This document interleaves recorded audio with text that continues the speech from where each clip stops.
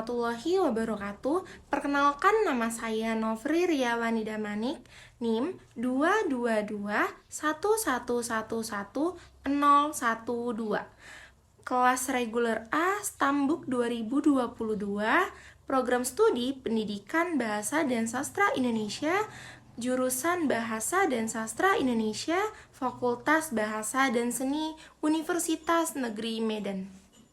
Saya ingin mempresentasikan salah satu faktor yang memengaruhi pembelajar bahasa, yaitu peranan faktor lingkungan dalam belajar bahasa. Informasi ini saya rujuk berdasarkan jurnal yang berjudul Beberapa Faktor yang Berpengaruh dalam Perolehan Bahasa. Faktor lingkungan sangat berpengaruh terhadap keberhasilan anak dalam proses belajar bahasa kedua. Lingkungan alamiah punya kemampuan yang kuat dalam proses pemerolehan bahasa. Lingkungan bahasa adalah situasi suatu wilayah tertentu di mana suatu bahasa tumbuh, berkembang, dan digunakan oleh para penuturnya. Lingkungan itu mencakup segala hal yang dapat didengar, dilihat, dan mempengaruhi proses komunikasi berbahasa. Lingkungan bahasa ada dua bentuk, yaitu formal dan informal. Lingkungan formal dibentuk secara terencana, sedangkan lingkungan informal tidak dibentuk secara terencana atau berbentuk ilmiah. Lingkungan bahasa formal dan informal memberikan peranan yang penting dalam proses pemerolehan bahasa kedua. Lingkungan formal berperan dalam proses pemerolehan, terutama dalam urutan kecepatan atau keberhasilan pemerolehan bahasa kedua.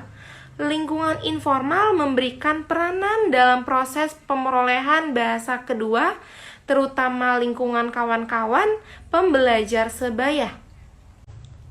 Carroll dalam bukunya tahun 1967 dalam hasil penelitiannya terhadap mahasiswa senior yang mengambil bahasa Perancis, Jerman, dan Rusia, mengadakan kesimpulan bahwa ada hubungan yang positif antara hasil kemampuan dengan lamanya tinggal.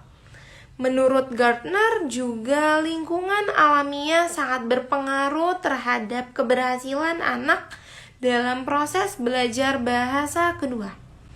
Menurut Dooley, Bird, dan Krashen tahun 1982 menyimpulkan bahwa lingkungan alamiah punya kemampuan yang kuat dalam proses pemerolehan bahasa. Selanjutnya, menurut Berlich dan Dessauss, pencetus metode langsung mengetahui bahwa cara belajar alamiah yang non-akademik. Situasi dunia nyata menggambarkan model alternatif pengajaran bahasa. Menurut Blair, dalam bukunya tahun 1982 mengatakan bahwa pengajaran bahasa dapat maju pesat jika lingkungan disediakan jenis-jenis komunikasi nyata yang kontekstual diciptakan. Berdasarkan uraian-uraian di atas, jelas bahwa lingkungan informal berperan dalam memperoleh bahasa kedua.